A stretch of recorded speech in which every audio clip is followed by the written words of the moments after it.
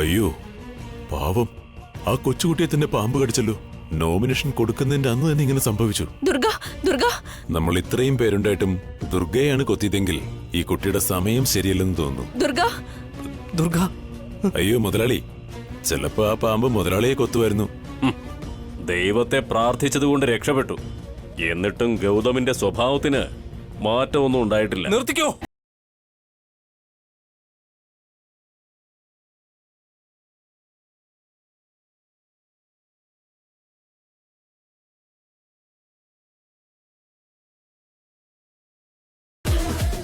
മോളെ ദുർഗ, കണ്ണു തുറക്ക് മോളെ. ദുർഗ, മോളെ കണ്ണു തുറക്ക് മോളെ. നിന്റെ ഏട്ടനാ വിളിക്കുന്നത്. മോളെ. ദുർഗ. ശിവാനി, രാജുവിനെ എത്രയും പെട്ടെന്ന് വീട്ടിലോട്ട് വരാൻ പറ. ദുർഗയെ ഒന്ന് നോക്കണം. ശരി ഏട്ടാ.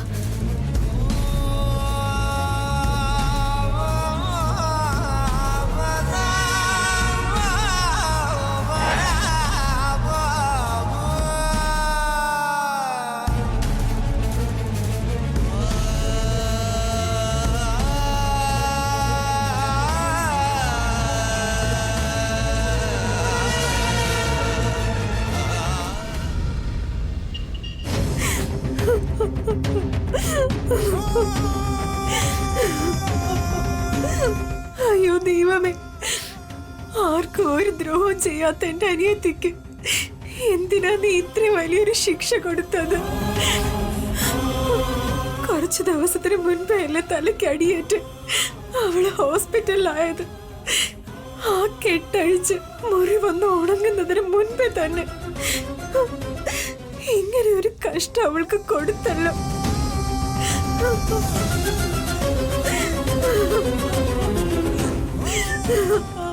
ശ്രീദേവി, ശ്രീദേവി, എന്തു പറ്റി മോളെ? എന്തിനാ കരയുന്നേ? നമ്മുടെ ദുർഗ മോളെ പാമ്പ് കൊത്തി അമ്മായി. അയ്യോ ദൈവമേ, അവൾക്കിപ്പോ എങ്ങനെയുണ്ട് മോളെ? അവളുടെ അവസ്ഥ മോശമാണെന്ന് ഇപ്പൊ ഫോൺ വിളിച്ച് പറഞ്ഞത്. എന്നാലും ഇത് എന്തൊരു പരീക്ഷണമാണ് എന്റെ ദൈവമേ. അവൾ ആർക്കും ഒരു ദ്രോഹവും ചെയ്തിട്ടില്ല. എന്നിട്ടും ഭഗവാൻ എന്തിനാ ഇങ്ങനെ ശിക്ഷിക്കുന്നത്? വലിയ കുട്ടിയായി ചടങ്ങ് നടക്കുന്നതിനിടയിൽ ആശുപത്രിയിലുമായി. ഇപ്പൊ ഇങ്ങനെ സംഭവിച്ചു. ഇനി എന്തൊക്കെ കാണേണ്ടി വരുമെന്ന് അറിയില്ല ഭഗവാനെ. അമ്മായി, എന്റെ അനിയത്തിക്ക് ഒന്നും സംഭവിക്കരുത്. ഞങ്ങൾ 5 പേരില് ആർക്കെന്ത് സംഭവിച്ചാലും എനിക്ക് സഹിക്കാൻ പറ്റില്ല അമ്മായി. ഏട്ടനും ചേച്ചിമാരൊക്കെ എന്നെ മാത്രം സങ്കടപ്പെടുന്നുണ്ടാവും. അതാലോചിക്കുമ്പോ എനിക്ക് പേടിയാവുന്നു. അമ്മായി, ദുർഗയ്ക്ക് എങ്ങനെയുണ്ടെന്ന് നമുക്കൊന്ന് പോയി നോക്കിയാലോ? വാ മോളെ വാ.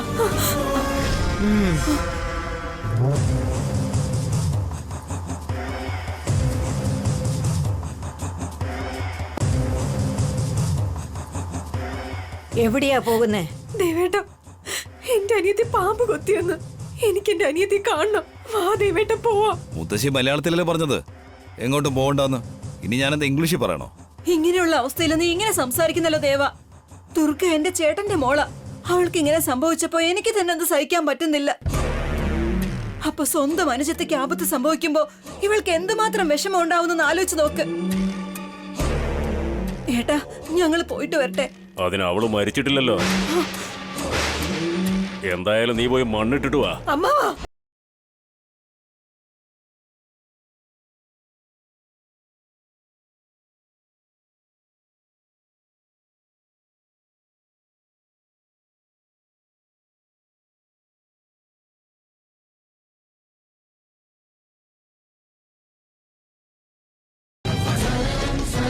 വൈകുന്നേരത്ത് മണ്ണ് കോരിയെടുത്ത് അത് ചാക്കൽ കെട്ടി നിറച്ച് ശക്തിയായി ഇടിക്കുന്നത് പോലെയാ എന്റെ മകനെ അവൾ കണ്ടത്.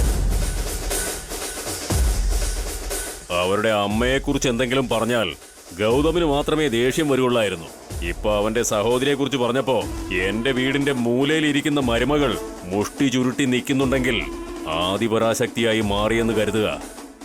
ഇവൾ ആദിപരാശക്തിയും ഇവളുടെ ചേട്ടൻ നരസിംഹമൂർത്തിയുമായാൽ പിന്നെ നമ്മൾ ആരാ മോനെ? രാക്ഷസരാണോ? ഒരല്പം പോലും ദയോ കാരുണ്യോ ഇല്ലാതെ തെറ്റുകൾ മാത്രം ചെയ്തുകൊണ്ടിരിക്കുന്നവരെ വേറെ എന്താ അമ്മായി പറയണ്ടേ? ഇവരോടൊന്ന് സംസാരിച്ചിട്ട് കാര്യമില്ല അമ്മായി. എനിക്ക് എനിക്ക് എന്റെ അനിയത്തി ഒന്ന് കണ്ടാ മതി. അത് വേണ്ടെന്ന് എന്റെ അമ്മയും നിന്റെ ഭർത്താവും പറഞ്ഞിട്ട് നിനക്ക് മനസ്സിലായില്ലേ?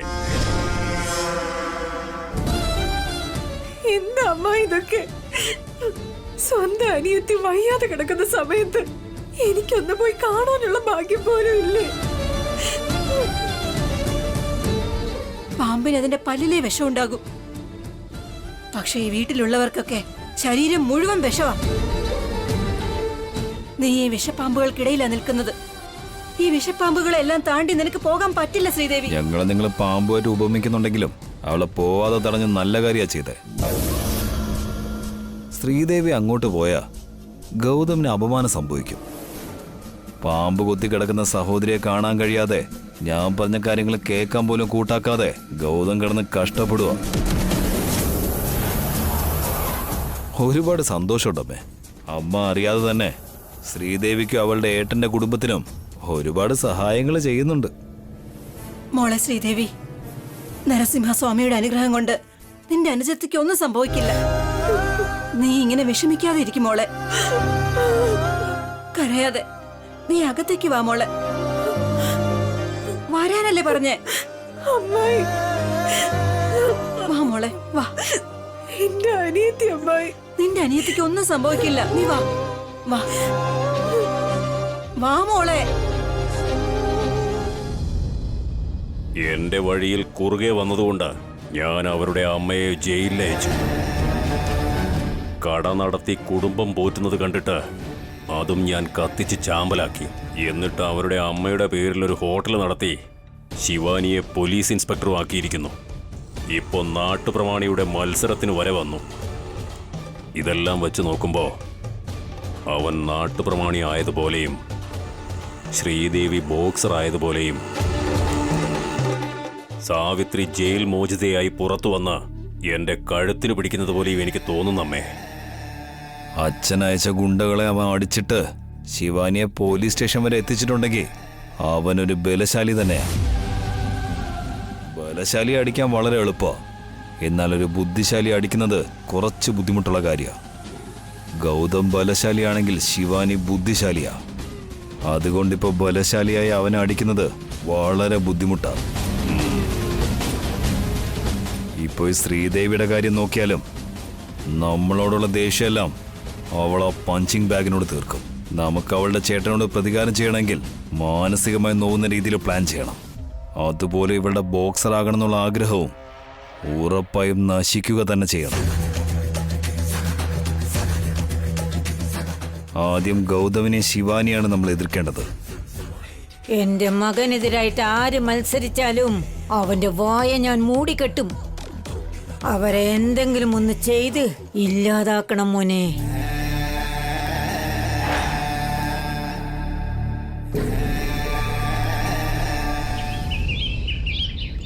മോളെ ദുർഗെ, എടിക്ക് മോളെ, കണ്ണു തുറക്ക്, എഴുന്നേക്ക് മോളെ. ദുർഗെ, കണ്ണു തുറന്ന് നോക്ക് മോളെ. മോളെ, കണ്ണ് തുറക്ക് മോളെ. ഏട്ടനടി വിളിക്കുന്നു. ദുർഗ മോളെ, ഒരു തവണ ഒന്ന് കണ്ണു തുറക്ക്. ദുർഗ എഴുന്നേൽക്ക്. ദുർഗ ദുർഗ ദുർഗ എഴുന്നേൽക്ക്. ദുർഗ ദുർഗ മോളെ, ദുർഗെ, മോളെ കണ്ണു തുറക്ക് മോളെ. നിന്റെ ഈ ഏട്ടനെ നോക്ക് മോളെ. ഒരു തവണ ഏട്ടനെ നോക്ക് മോളെ. മോളെ, മോളെ ദുർഗെ.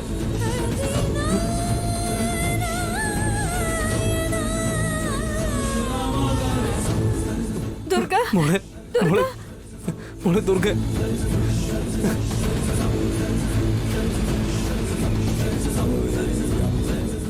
ദേ ഡോക്ടർ വരുന്നു.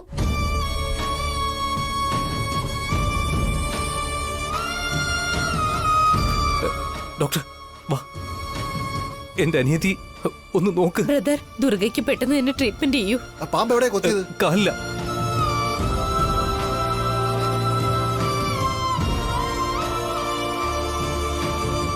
പാമ്പ് കൊത്തിയിട്ട് ഇപ്പൊ എത്ര സമയമായി? അരമണിക്കൂറായി രാജു.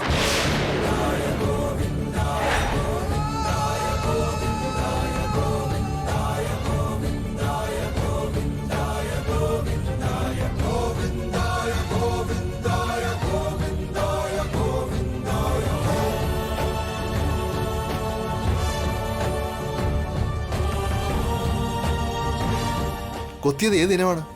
മൂർഖനാണെന്ന് തോന്നുന്നു. ഓക്കെ.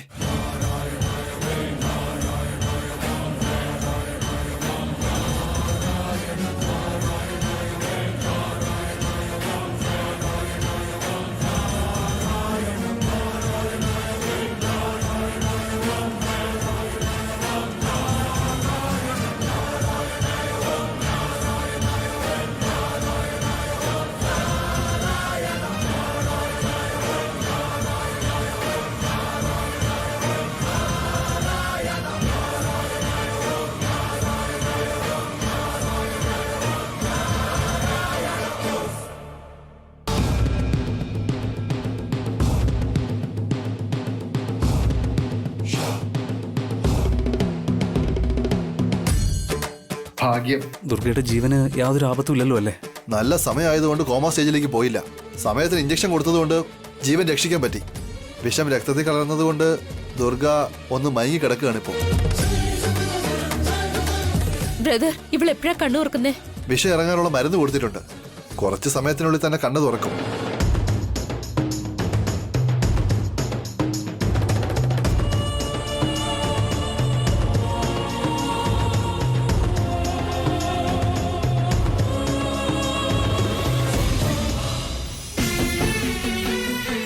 അയ്യോ, ദാ ദുർഗ കണ്ണു തുറന്നല്ലോ.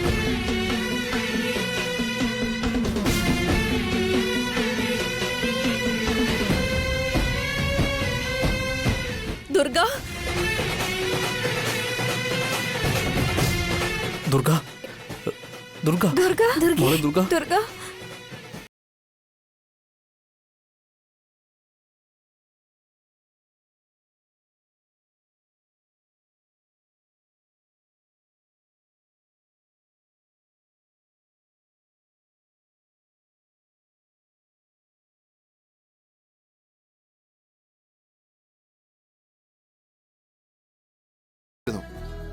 ഈ ഇഞ്ചക്ഷൻ എടുത്തതുകൊണ്ട് ഇനി അങ്ങോട്ട് പേടിക്കേണ്ട കാര്യമേ ഇല്ല. പിന്നെ VP രാജുവിന്റെ ട്രീറ്റ്മെന്റ് ഭയങ്കര ഗ്രേറ്റ് ആണ്, അറിയാലോ.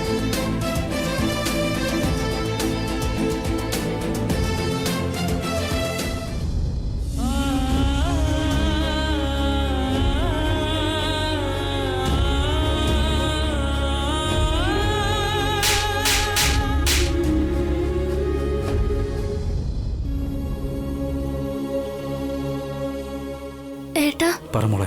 പാമ്പ് കൊത്തിയതുകൊണ്ട് നിങ്ങളെല്ലാരെയും ഇനി എനിക്ക് കാണാൻ പറ്റുമെന്ന് ഞാൻ വിചാരിച്ചതേ അല്ല.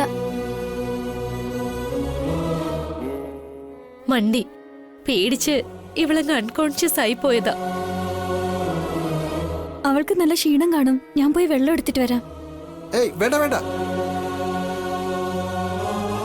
ഇഞ്ചക്ഷന്റെ ഡോസ് കുറച്ച് കൂടുതലായതുകൊണ്ട് അതിന്റെ ക്ഷീണമാണ് ഈ കാണുന്നത്, അത്രേ ഉള്ളൂ. 2 മണിക്കൂർ നേരത്തേക്ക് ഒന്നും കഴിക്കാനും പാടില്ല, 1 മണിക്കൂർ നേരത്തേക്ക് ഒന്നും കുടിക്കാനും പാടില്ല. കൃത്യസമയത്ത് ദൈവത്തെ പോലെ വന്ന് ഞങ്ങളുടെ അനിയത്തെ രക്ഷിച്ചു. അയ്യോ, ദൈവം എന്നൊന്നും എന്നെ പറയല്ലേ, വെറ്റനറി ഡോക്ടർ എന്ന് പറഞ്ഞാൽ മതി, അതാണ് എനിക്കിഷ്ടം.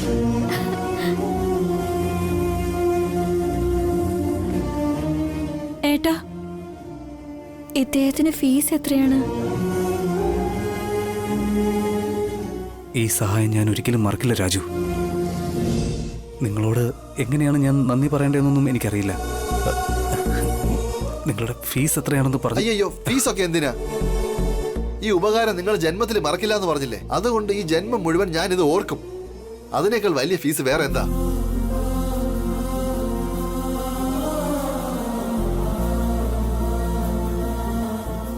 ബ്രദർ, ഒരു വെറ്റിനറി ഡോക്ടറായ നിങ്ങളെ പരിചയപ്പെട്ടതുകൊണ്ട് ഇന്ന് ദുർഗയുടെ ജീവൻ സംരക്ഷിക്കാൻ കഴിഞ്ഞു. Thank you so much. Veterinary doctor ആണെങ്കിലും ഏത് പാമ്പ് കൊത്തിയാ ഏത് ട്രീറ്റ്മെന്റ് കൊടുക്കണമെന്നൊക്കെ എനിക്ക് നന്നായിട്ട് അറിയാം. സമയത്തിന് ഈ മരുന്ന് എന്റെ കൈവശം ഉണ്ടായിരുന്നത് വളരെ നന്നായി പോയി. അല്ല, നോമിനേഷൻ കൊടുക്കുന്ന സ്ഥലത്ത് പാമ്പ് എങ്ങനെയാ വന്നത്? അവിടെ അത്രയും ജനങ്ങളുണ്ടായിട്ട് ആ പാമ്പിനെ ആരും കണ്ടില്ലായിരുന്നോ? ഏത് മഹാഭാവിയ പാമ്പിനെ കൊണ്ടുവന്നെന്നറിയില്ല. ഏട്ടൻ നോമിനേഷൻ കൊടുക്കുന്നത് ആർക്കെങ്കിലും ഇഷ്ടപ്പെടാഞ്ഞിട്ടാണോ?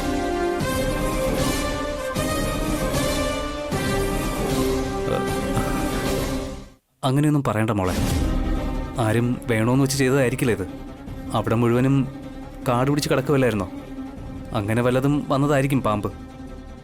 ആ നോമിനേഷൻ പേപ്പർ ദുർഗയുടെ കൈ കൊണ്ട് കൊടുക്കാമെന്ന് ഞാൻ ചിന്തിച്ചു. അങ്ങനെ ചെന്നപ്പോഴാ പാമ്പിന്റെ കടിയേറ്റത്. എന്നാലും ആ പാമ്പിനെ കൊത്തിയത് നല്ലതിനു വേണ്ടി തന്നെയാ ഏട്ടാ.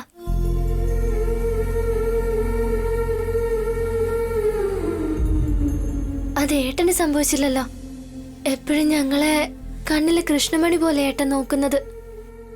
ഏട്ടൻ ഈ നാടിന്റെ പ്രമാണിയായി കഴിഞ്ഞാ ഈ നാട്ടിലുള്ളവർക്കെല്ലാം നല്ലതേ ചെയ്യൂ. എന്തോ ഭാഗ്യത്തിന് ആ പാമ്പ് എന്നെയല്ലേ കടിച്ചോളൂ.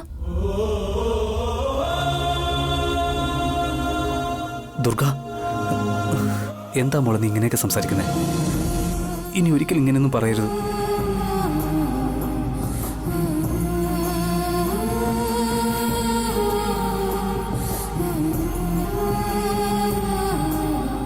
നിന്റെ ഭാഗത്ത് ഒരു തെറ്റുമില്ല മോളെ. പാപങ്ങൾ ചെയ്തു കൂട്ടിയത് നിന്റെ അച്ഛൻ വരദരാജന.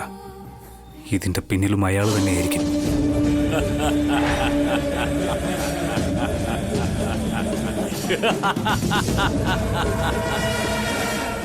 നല്ലതും ചീത്തയും തിരിച്ചറിയാൻ പറ്റാത്ത പ്രായമോ നിനക്ക്?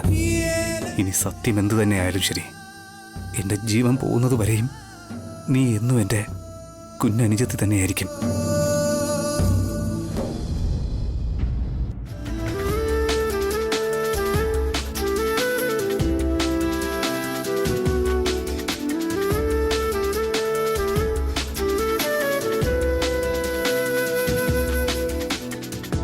നൊമ്പരം കളയും നാളം നീ, സ്നേഹമണിനാദം നീ, ജീവിതം വെറുതെ വാടുമ്പോൾ കുമ്പിളിൽ നിറയെ നീ തുള്ളിത്തുള്ളും മധുവല്ലേ, നീ ഉള്ളിനുള്ളിൽ നാവല്ലേ, നീ തീരത്തുള്ള തണലല്ലേ, ഉയിരിന്റെ തേനേ നല്ലിടയൻ നീ. ഏട്ടാ, ദുർഗയ്ക്ക് ഇനി ഒന്നും സംഭവിക്കില്ല. ധൈര്യമായിട്ടിരിക്കെ. രാജു ഇനി ഇവളെ നോക്കിക്കോളും. നിങ്ങൾക്ക് തിരക്കൊന്നും ഇല്ലെങ്കിൽ 1 മണിക്കൂർ ഇവിടെ ഇരുന്നിട്ട് പൊക്കൂടെ? നല്ല ആളാണ് നിങ്ങള്. വേണ്ടി വന്ന 1 മണിക്കൂറല്ല 2 മണിക്കൂർ വേണമെങ്കിലും ഞാൻ ഇവിടെ ഇരിക്കും. അത് നിങ്ങൾക്ക് വല്ല ജോലി ഉണ്ടെങ്കിൽ പോയി ചെയ്തോളൂ. ആ ചേട്ടാ, എനിക്ക് ഡ്യൂട്ടിക്ക് പോകാൻ സമയമായി. എന്നെ ഒന്ന് ഡ്രോപ്പ് ചെയ്യാവോ? ഞാൻ ഡ്രസ് ചെയ്തിട്ട് വരാവേ. ആ നോക്കിക്കോണം മോളെ. ഞങ്ങൾ നോക്കിക്കോളാം ഏട്ടാ.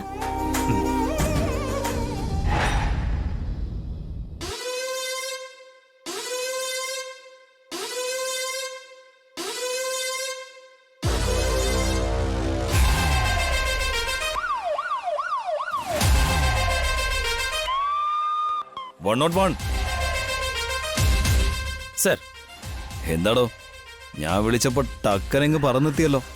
നല്ല സ്പീഡാണല്ലോ. ഇടയ്ക്കൊക്കെ ഒന്ന് ആക്റ്റീവ് ആകണമല്ലോ സർ. ആക്റ്റീവ് ആയിരിക്കണമെങ്കിൽ നമ്മൾ എന്താ ചെയ്യണ്ടേ? ഭക്ഷണം കഴിക്കണം സർ. എന്ന് വെച്ചാ? അതായത് പച്ചക്കറി, ഫ്രൂട്ട്സ്, ന്യൂട്രീഷൻസ്, അങ്ങനെ എല്ലാം കഴിക്കണം സർ. ഇതൊക്കെ വാങ്ങണമെങ്കിൽ കയ്യിൽ കാശ് വേണ്ടടോ. അല്ല സർ, ഇതൊക്കെ എന്താ ഇപ്പൊ എന്നോട് ചോദിക്കുന്നേ? ബോറടിക്കുന്നടോ. ഒറ്റ കേസ് പോലും വരുന്നില്ല.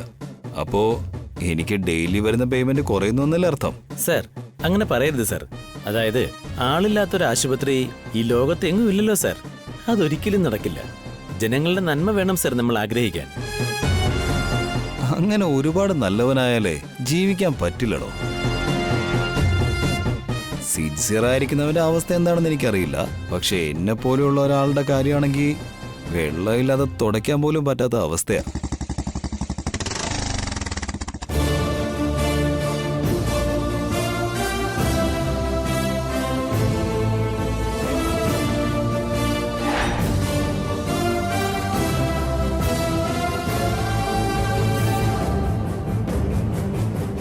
സർ, ശിവാനി മേഡം വരുന്നുണ്ടെന്ന് തോന്നുന്നു.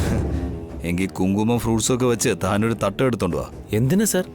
പൊട്ട് തൊട്ട് സാരിയും വളയൊക്കെ കൊടുത്ത് സ്വീകരിക്കാൻ വേണ്ടി. ഞാൻ ഡ്യൂട്ടിക്കാ വന്നിരിക്കുന്നേ, നിങ്ങളുടെ വീട്ടിലേക്ക് വന്നതല്ല. എന്താ ഇവിടെ ഒരു അനാവശ്യ സംസാരം? കാക്കി ഡ്രസ്സും ഒക്കെ ഇട്ട് പോലീസ് സ്റ്റേഷനിലേക്ക് വരുന്നത് ഡ്യൂട്ടി ചെയ്യാൻ വേണ്ടിയാണ് ശിവാനി. എന്നാ യൂണിഫോം ഒന്നും ഇല്ലാതെ സ്റ്റേഷനിലേക്ക് വരുന്നത് കംപ്ലൈന്റ് കൊടുക്കാൻ വേണ്ടി മാത്രമായിരിക്കണം. പിന്നെ നിന്റെ ഹസ്ബൻഡ് എന്തിനാ ഇങ്ങോട്ട് വന്നത്? ശിവാനിയെ ഞാൻ വണ്ടിയിൽ ഇവിടെ കൊണ്ടാക്കാൻ വന്നതാ. ഓഹോ, ഡ്രൈവറാണല്ലേ. മാന്യായിട്ട് സംസാരിക്കുന്നതായിരിക്കും നിങ്ങൾക്ക് നല്ലത്. വിട്ടേക്ക് ശിവാനി. നീ കൃത്യസമയത്താണ് ഇവിടെ വന്നിരിക്കുന്നത്. ഇങ്ങനെയുള്ളവന്മാർക്ക് മറുപടി കൊടുത്ത് നീ നിന്റെ സമയം പാഴാക്കല്ലേ. നീ നിന്റെ ജോലി. 1 മിനിറ്റ് ഏട്ടാ.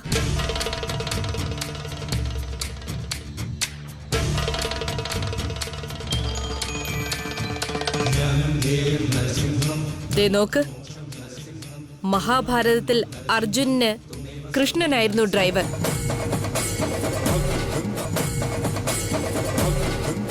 അദ്ദേഹമായിരുന്നു തേര് തെളിച്ചിരുന്നത്. യുദ്ധം ആരംഭിച്ചത് മുതൽ അതിനെ അവസാനിപ്പിച്ചതും കൃഷ്ണൻ തന്നെയായിരുന്നു. എനിക്കെന്റെ ഭർത്താവും അങ്ങനെ തന്നെയാണ്.